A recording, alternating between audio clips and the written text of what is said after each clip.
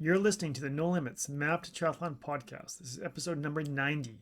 I just finished having a great chat with Olympic gold medalist Duff Gibson. In this episode, we chat about his new book, The Tao of Sport, where we first met, my entry into coaching, strength training, and much more. After the podcast, Duff and I stayed on longer and chatted for quite a while just catching up. You'll find this episode enjoyable and informative. I know I did. This is going to be an awesome episode, so stick around. Hi, I'm Todd, and I've been in the sport of triathlon for over 25 years. I'm head coach of a triathlon group you've probably never heard of. We don't train all the time, and we don't have goals to win races. In fact, our motivation is the exact opposite. We train for triathlons in addition to living busy lives with the goal of staying in shape and challenging ourselves in this amazing sport of triathlon. We are triathletes with no limits, and this is your map to triathlon. Duff, welcome to the No Limits Map the Triathlon podcast. This is episode number 90. Can you believe that? Number 90. I'm on my way to 100, so I'm pretty excited for that. I found that I got into like a rut of not doing episodes. And then I'm like, oh, Todd, you're spending this money on this podcasting service. You should do it. So that motivated me to do a podcast. And when you reached out and said, hey, let's do a podcast, I'm like, yes. So I've got Olympic gold medalist on the podcast today. And so Duff, thank you very much for joining me. My pleasure. And respect for number 90. I bet a lot of people don't get that high. And you start something and you get the momentum and you keep going and then you stop. And it's hard to get the momentum back up, right? And I know that as an athlete and as a coach, you probably had spots where you stopped and had to get going, right? So you know that it's a struggle. And I noticed that you have a podcast too, and you're up to episode number 7. Well, mine was intended to present a very specific bundle of information. And I can think of 2 or 3 more people that I would want to interview. And it's very specific, kind of relating to the mental side, relating to the mindset of successful people. But mine was never intended to be, if it gets to 10, that's probably where it might end. It's change your mindset there. What if you change your mindset, Duff? And you go, you know what? I got too many things to worry about. It's not, I'm not evaluating success based on the podcast, but I have admittedly enjoyed it very much. Excellent. Okay. Well, I want to, first of all, go back in time when we first met. And I think you're going to say, oh man, I forgot about that time. So as you know, I am a triathlon coach. I focus on Ironman athletes. And I started doing triathlons back in 1992. I was at University of Calgary and I started there. And over the years, I got more and more into triathlon. And in 1996, I decided to sign up for my first Ironman. And that would be Ironman Canada. And my wife bought me this sport package from Lindsay Park back in 1996 in November. And I was trying to think about it last night. I go, what was included in that? I think I got a swim class. I think I had the run class, which was called interval run. And then I had a sit down with the coach who kind of showed me how to plan my year. And then I had this session with this weight guy and who took me into the gym and showed me how to use the weights and create a weight program. And that was you. You're not going to tell me that was me. That was you. Was it? And I remember you had the sheet of paper out and you go, okay, so this is how you do the weights. You put the weight up here, the rep number and the sets, kind of like a little three-part square. And then you start here with the upper body, the lower body. You need some abs in there. And you took me through, oh, you don't do the exercise like that, Todd. You got to do it like this. And I just thought, wow, that's where I first met you. Wow. Well, I remember you from Lindsay Park days. But I have no recollection of that's how we met. Is that what you're saying? That's how we met. That's our first meeting. Huh. No recollection of that. 96. And I thought, wow, here's this guy who's a bobsledder. He knows what he's doing. Look how big he is, right? And so he easily pushes down these weights. And here I am just learning how to do this. And it was pretty awesome. And then I got into the sport a little bit. And then I remember swimming. I'm swimming. Probably in lane 2 or 3, and this I'd say program director comes in, and I knew her because I probably talked to her about getting this package. And her name was Jen, and she bent down to the swimmers and said, "Hey guys, I'm looking for someone who wants to be a Kids of Steel instructor. Kids of Steel is a triathlon program for kids." And I looked left, I looked right, and I looked at Jen. I said, "I'll do it." And so that's my entry into coaching. Where Jen Is that said, right? who wants to be the Kids of Steel coach? I've got zero background in coaching, zero background in kids. And I said, I'll do it. But you had enthusiasm. I had a passion and a love of triathlon that I wanted to share with people. And I thought, why not? And she needs help. I looked, like I said, I looked left. No one said they put up their hand. So I'm like, I'll do it. And that's how I got into coaching, was because Jen, and now Jen eventually became your wife. Yes, and Right? that's we met at Lindsay Park. Yeah. Now, And so this, I wish I had some story about. Well, I met Jen. The only reason I started dating Jen had something to do with the Kids of Steel or something, but I don't have anything like that to tie it back to surprise you. But that's pretty cool. I didn't realize that. yeah, I mean, it's super cool. And then, you know, our interactions were no longer in the weight room. And so I never saw you again in the weight room. Although I can remember one year and you came up to me, Todd, what are you doing? I said, I'm still doing that weight program you gave me. And you're like, what the heck? Yeah, see, you're doing that same workout. I said, yeah, I'm doing the same one. I said, you should change it. So, okay. But our next, the time that we would interact was in the staff room, right? So noon hour, I would come in to coach because I was coaching, or I'd be swimming, uh, 12 to 1. So I'd be going in and then you'd be going in. And so we'd always chat in there about what's going on with you. And I remember this one day you came in. And the nice thing about Duff is you are so full of energy. And you came in after, I don't know why you're in such a good mood, probably because you were talking to Jen. I don't know. Right. And you came in and you're like, Possible, yeah. you came in sing. I said, Duff, how are you doing? You go, I feel good. And you just started singing I Feel Good by James Brown. And I just thought, I could wow, use that energy now. this guy is I like this guy, he's fun. And we got the chatting, over time in the change room. And I found out you were a skeleton. You transitioned from bobsled to skeleton. And I'm like, what the heck is skeleton? And so you told me what it is. And then at one point you said, hey, I have a World Cup coming at COP. I'm like, what's a World Cup? Well, it's where all the top athletes of the world come to do a race, and I'm in it. And you're like, hey, do you want to come watch me? I'm like, yeah, why not? And so at COP many, many years ago, I drove down, and it was a cold, blustery day. And, you guys are going down the sleds, and I went up top and I wished you good luck. And I just thought that was pretty cool. So it was nice that you invited me, and I went out there to support you. And I thought, you know what? I was surprised at how many people were not there to cheer you guys on. I go, why is not the whole Calgary here to cheer on these athletes? You guys are awesome. This I'm just going to sit and listen. This is an absolutely bizarre conversation for me. I have no recollection of I've always known you through Lindsay Park, and Yeah. I never. I don't know where do I just have these conversations every day? I wouldn't. I feel like it's an unusual conversation that I would invite someone to come and watch me at a World Cup. I would invite Jen, maybe. Oh, it was just Kelly like, Forbes. we're chatting. Yeah, you should come out and watch. I don't know why. It was just, we're just probably talking about sport. And you're like, I've never seen that. Well, you should come out and watch. I'm like, yeah, I came out and watched, and I thought it was very, very cool. And so then I'd be following you along and cheering you on from a distance. And, eventually you made your way to the highest stage in the Olympics, and you got your butt onto the first place podium for the gold medalist, which is pretty amazing.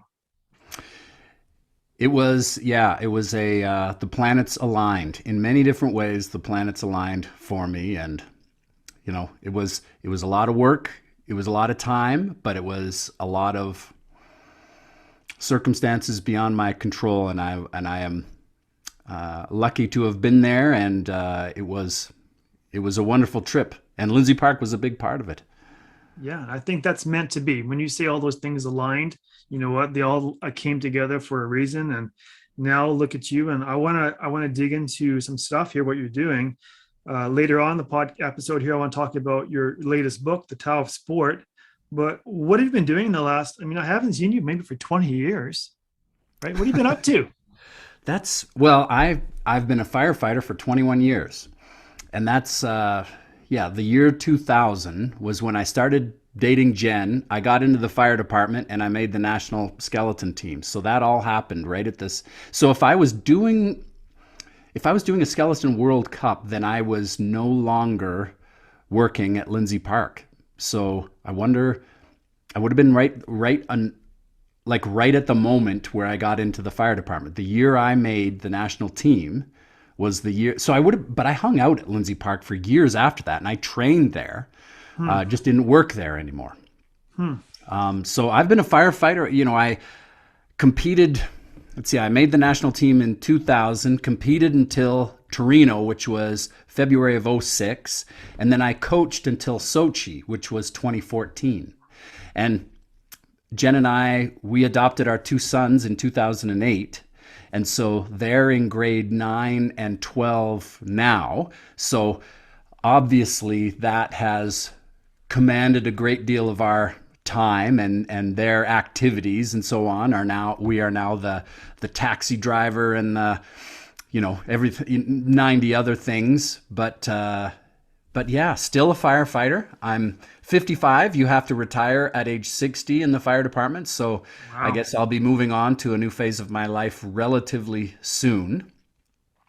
And we started Dark Horse Athletic in 2016, which is a kids multi-sport program that, when I was done coaching after Sochi, which would have been February of 2014, I watched my own kids play hockey and I thought, we are pushing kids. Like there's so much negativity and there was one incident in particular where a coach was behaving in a certain way, and my youngest son, when we were driving home, he would have been 8 at the time. He said, "Man, coach takes this way too seriously." And I thought to myself, what is it about that environment that is obvious to an 8-year-old, but not to a grown-up in terms of instilling a love of the game? And so that's why we started Dark Horse, and that's kind of the point of the Tao of Sport, or one of the overall themes of that too. So again, that's kind of, I'm a bit long-winded if you don't rein me in on my on my answers there, but that's kind of what we've been doing since then. No, I think that's amazing. And so, yeah, we have similarities. I have 2 boys as well. They're out of school, but I totally get becoming a taxi driver back and forth. And my kids were in competitive gymnastics for years. Like I live in the south of Calgary.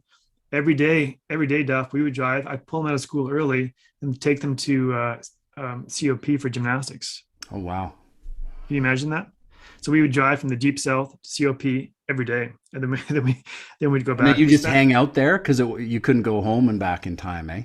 Well, my coaching was still online, so I'd bring my laptop and I would find the best Wi-Fi, and then I would work at the rinks there. You know where the rinks are, right?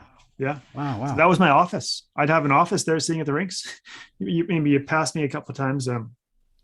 But then eventually, as the kids got older, I got into skiing, and the kids got into skiing. So if they were offset their timing, we would ski at COP. So I taught both boys how to ski and snowboard. And now George, my oldest, wants to become a professional snowboarder. Wow. So that's really cool. Yeah. So I get when you have kids, driving them around and in competitive sports, and seeing how the coaches, like you said, take it so serious. Like, what the heck? And some of the parents. And I'm not that person. Like I do coach, but I've never been that person who's yelling and screaming and, what are you doing? I never do that. And I've seen parents lose their minds on the sidelines. And I go, what the heck? I would just remove myself because it's too much for me. And so when I hear that you're doing the Dark Horse, I think that's wonderful. I think that needs to be more front and center so people know what's going on. Well, thank you. And what pops through my mind when you say I was never that guy, I would say very few high performance athletes will ever be that guy as a parent, because you have a sense. I mean, and I would say, if you finish an Ironman, That's a significant physical accomplishment. Just finishing, just being able to sustain that for however many hours. You don't do that. So step 2 is you don't do that unless you're personally driven. You don't do that because someone is yelling at you to get out there and run and train and never stop and get better and better and better. You do that because you have a desire to do it. You have a love of it. You have an interest in it. It consumes your thoughts when you're not doing it. And so having, my kids have recently progressed to the point where it's not parents of their teammates who are doing the coaching. And therefore, the coaches typically are much less likely to yell at a referee, for example, because they now don't have it's not their personal ego anymore. It's their coaching kids. And so I've found that to be a very positive transition. But of the parents, I would say this too. Over the years, my kids both played hockey. My youngest is still playing hockey. Both my kids played hockey for many years. And on 3 different occasions, one or both of them have had former professional hockey players as coaches because they're also a parent of a kid on the team. Right. And they were the least likely to raise their voice, to show any kind of negativity at all, frankly, let alone, yelling at a kid or yelling at a referee who's probably also a kid. And so that's very much in line with what you're saying. It's, if you've been even a professional, like my experience is almost exclusively in Olympic sport, and the friendships and camaraderie and conversations and shared spaces has almost always been with other Olympic athletes. I don't have the same in with professional sport, but my experience is, the example I just gave you, is that it's no different. If you are a professional athlete, an elite, it's still an elite athlete, and you got there not because someone was yelling at you. So that's, it comes from a love of the game. And it's David Epstein, who you may be familiar with, wrote a book called Range, another book called The Sports Gene, has something called a Range Report. And his most recent one was talking about Tiger Woods and Mozart, of all people, which are the stereotypical child prodigies. And his point this week was that Tiger Woods' father never told him to golf, never, said, get out there and do your practicing. It was him asking to do it. And he uses Mozart as an example also, and this conversation that's translated from letters sent to a neighbor centuries ago at this point, where the neighbor, they had Mozart as a 6 or 7-year-old or something, wanted to play with his father and the father's contemporary, and he's begging to play, and they're like, you've never even learned the violin. Okay, if you're gonna, and then he was begging and begging, and if it's like, okay, well, if you're gonna play, then play so quietly or you'll be sent out. It's a fascinating story. It's like, it has nothing to do with being made to do it. He was unstoppable, and then they both shut up, and Mozart, who's not trained at all in the violin, played the whole thing with them. I don't know what it is, sonnet after sonnet or piece after piece, and they were all just silently watching him. And the point was that it was all self-directed, and we get wrapped up that you got to want it. Like that's something I mentioned in the Tao of Sport, is a coach saying, and I've heard this 100 times, and I know you probably have too, you've got to want it. But a coach, and that's valid, but a coach telling you you've got to want it is irrelevant, right? Now let's get back to when you were talking about desire and wanting to want it. What made you have this strong desire to get to the Olympics? Like, you started off as a speed skater, then bobsled, and then skeleton. So that's 3 different sports, but you kept going and going and going. What was that drive in you that kept you going? Well, for me, it was watching the Olympics when I was a kid. And those were the last 3 sports that I did each time trying to get to the Olympics. But I say I had 5 sports each time thinking this is it. This is going to take me to the Olympics. Because frankly, I was enamored with the idea and the games themselves. And I didn't care if it was summer or winter. I didn't care what sport it was. I wanted to wear the maple leaf and I wanted to be a part of it. And so it was wrestling in high school. And I was city champion grew up in Toronto, city champion a couple of times, runner up a couple of times, but knew that that was still a big gap. Like the really, really good people, I wasn't in their league. So when I went to university, I had an uncle who went to the '84 Olympics in rowing. So I took up rowing.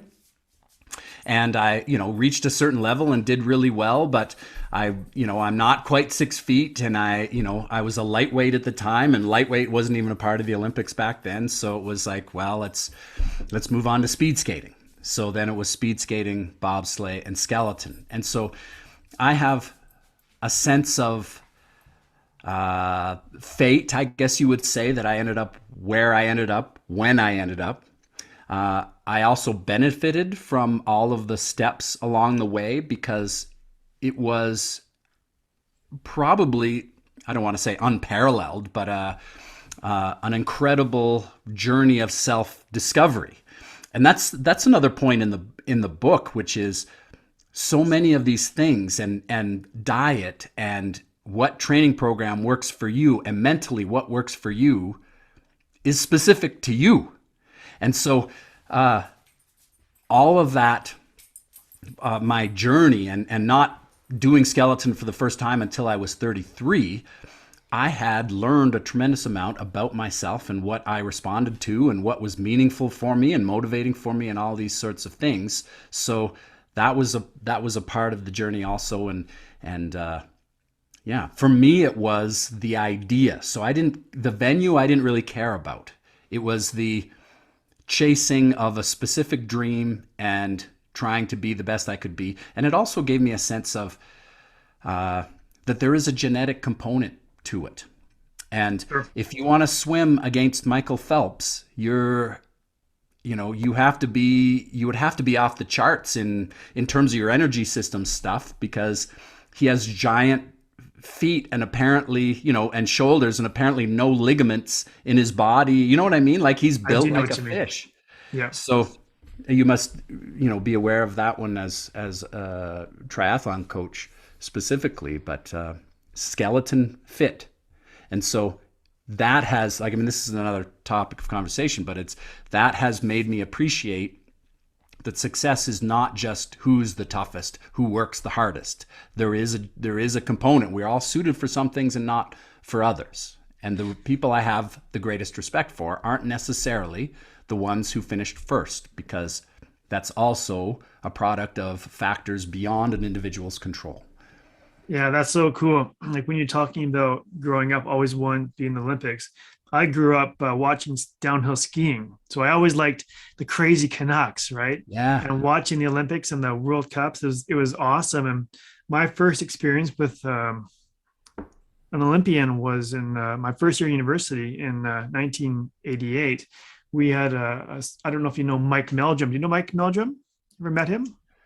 Oh, the name sounds familiar, but I don't know. Let's just say no. Anyways, he competed in, I think that was in Seoul, Korea, and he came back. I remember watching him on TV because we knew someone on our floor knew him, and so Huh. then he eventually came onto our floor, and I saw this guy, and I go, oh my gosh, he was the fittest person I have ever seen in my life. He came back, he was tanned, and he had on this Olympic ring, and I'm sure you have one, right? But Yeah. when I saw that ring, I'm like, oh my gosh, I would love to have an Olympic ring. And I think for me, I didn't know what sport would have been that for me. Like, I don't have the body for a downhill skier. I don't have a body for a swimmer. But what I found is I worked really well for triathlon, but I didn't have the ability to get the Olympic ring. But I can definitely relate to having that desire to be in the Olympics because it was so amazing. And my journey with the Olympics is I've known, like, not as many Olympians as you have, of course, but I've known or met 5 Olympic gold medalists. I thought, how many people know that? Like the normal general public, how many people get to know actual gold medalists? And it's crazy. Like you're different. Yeah, living in Calgary gives you a chance, I think. Yeah, there's a lot in Calgary, and it's I don't know. I loved chatting with Olympians, and I think you can always learn something from them, and that's why I'm so happy to have you on the episode today. Now let's get to your book, The Tao of Sport. What the heck does Tao mean? Well, the title was intended to convey that it is about the mental side of sport. It's a philosophy of sport in essence, and it is. I have had the book vetted by someone who is knowledgeable in Taoism and said that a lot of what I talk about is very compatible with Taoism, but it's not. It's not specifically a book about religion. Like that's a religion. That's a philosophy or Eastern religion. It is. It was just meant. It is. You could call it marketing, I suppose. I wanted a title that someone could look at and go, okay, I have a sense of what that book is about. It's really about a philosophy that I have come to appreciate in all of those years and all of those incarnations of sport and all the different, you talked about knowing 5 different Olympic gold medalists. I have been in the same facilities and venues and on the same teams as some absolutely iconic Canadian Olympians, let alone the ones that I competed against from other countries. And I've always been interested in the mental side of sport. And having these conversations over the years, I came to fully appreciate that there was a commonality amongst successful people. And so I had this, when I was just before my 10th birthday watching the Montreal Olympics until age 39 when my athletic career ended, and that's 30 years. And then I coached for another 8. And now I'm not involved in high performance sport. And there's all this information, and what a shame for it not to get passed on. So that was kind of my motivation for putting it all in one place. But I don't have a degree in philosophy.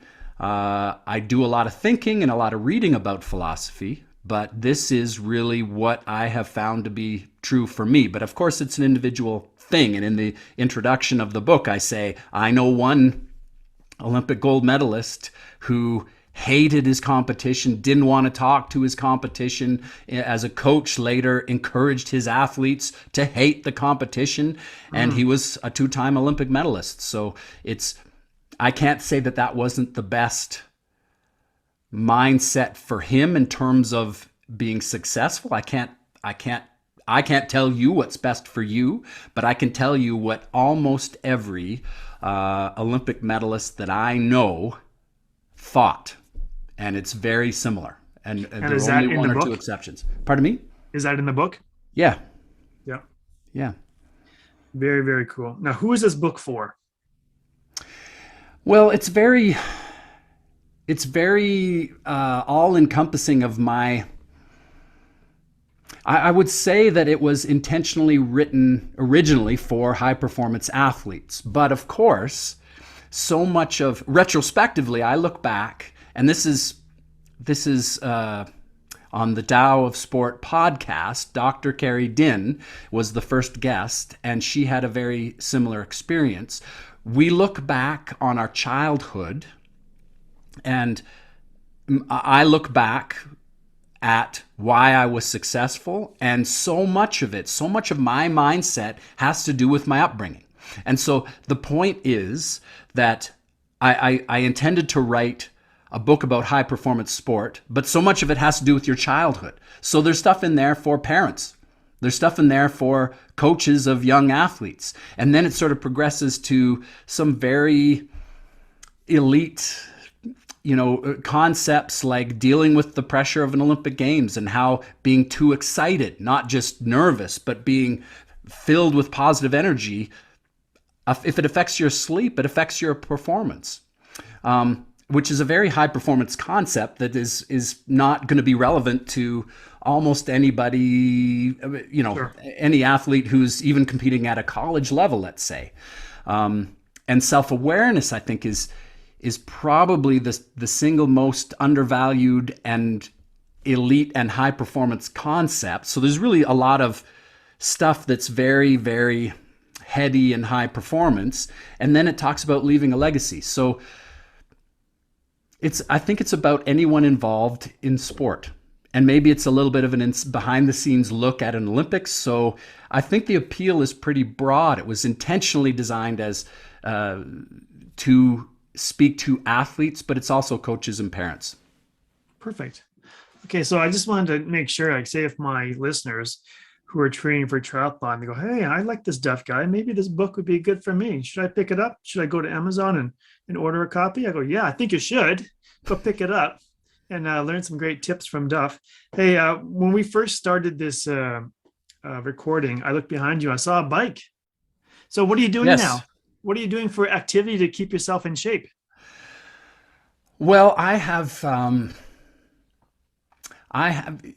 it's funny because when I stopped being an athlete, I looked for something to take its place because skeleton isn't something that it's expensive. It's not probably subjecting your brain to high G forces on a regular basis is probably not ideally, something, it's not something you do for fun. Now, there have been people who have done it for fun, and there's really a social component to it in Calgary in particular. But I did mountain biking for a long time, did the 24 hours of adrenaline, and, I'm about 210. So I was, as is always the case, you're challenging yourself. You're trying to be the best version of yourself. But what I found, what I connected with very much was paddleboarding. And I found, there's no uphill in paddleboarding. And I have done some marathon. What I've done recently, what I've really gotten into recently is just because the Bow River, there's no calm water. Chestermere is maybe the closest thing if you want to paddle around a lake. But the river is very close. And I have very much enjoyed over the last, let's say, 6 or 7 years going on the river and using the eddies and going against the current and then going with the current to come back to your starting point. And the advantage, people say, why would you ever go against the current? Well, why would a mountain biker go up a hill? It's no different, right? Mm-hmm. It's you have the high resistance, then you turn around and you go with the flow. And it takes specific equipment, and there are spots where the river is flowing faster than the top speed of a paddleboard, no matter, even if you're a world champion. So you have to do a portage, but there is no watercraft better suited to portaging than a paddleboard. And right. So that's kind of what I've been mostly into. But I have behind me is a road bike that's more or less a commuter for me, and I'm just investing in a new mountain bike. And my youngest son has been begging us for a dirt bike for many years, so we got dirt bikes last summer, and they're not extreme, but we go to McLean Creek and we do single track, and that's been a lot of fun also. And when you say dirt bike, are those motorized? Yeah. Yeah. Okay. So ripping it up out there, hey. Yeah, nice. which requires, it's a different, it's a little easier on your lungs, but it takes a lot of effort. Like, I'm surprised at how much, I always thought, have you ever had this thought where I thought, if I could ski and surf on the same day, that would be, that's sort of a bucket list thing for me. I want to, and I don't know where you do that, Tahoe maybe. California somewhere, ski and surf on the same day. Yeah. And I always thought, okay, well, I'll do a version of that here. I'll dirt bike and paddleboard on the same day. And every time I've gone dirt biking this past summer, I've just, it's like, okay, you got a few hours to go paddleboarding if you want to check that off your bucket list. And it's like, no, I'm beaten. I'm just worn out. Can't do it. Yeah. Wow. So I haven't done it yet. Wow, that's awesome. Yeah, I do know that there's to get back to the analogy, I think if you go to Bear Mountain, I only know that because my son has been down to Bear Mountain, and who knew like California has such good ski hills? I had no idea. I just thought they were all here in Alberta, so spoiled, right? But no, they're all over. They're all over. Duff, thank you very much for your time today. I think it's been a really interesting episode. I really enjoyed it, and I'm looking forward to reading your book.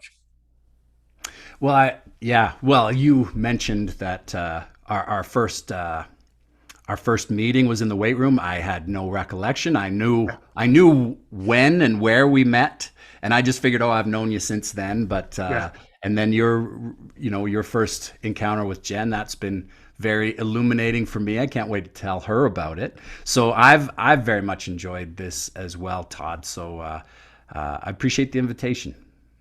Thank And you. best of luck with your future endeavors. And I can't wait to see what you do next. Thanks. Thanks so much. Same to you. Thank you. Hey, thank you very much for listening. I look forward to our next podcast together. Mahalo. Hey, are you training for an Ironman or 7.3 this year? Perhaps this is your first or second one. You want some free tips? I've compiled tips from athletes all over the world. I asked them to share their one tip with brand new Ironman athletes. I was overwhelmed with hundreds of responses. I took the most common tips and put them together in a brand new ebook. To grab your free copy, please visit 101trainingtips.com. Thank you very much for listening. I look forward to our next podcast together. If you have any questions, please send me a note. You can contact me at Instagram at NoLimitsCoach, Facebook at NoLimitsTry, and my website, NoLimitsTriathlon.com. Happy training, and we'll talk soon.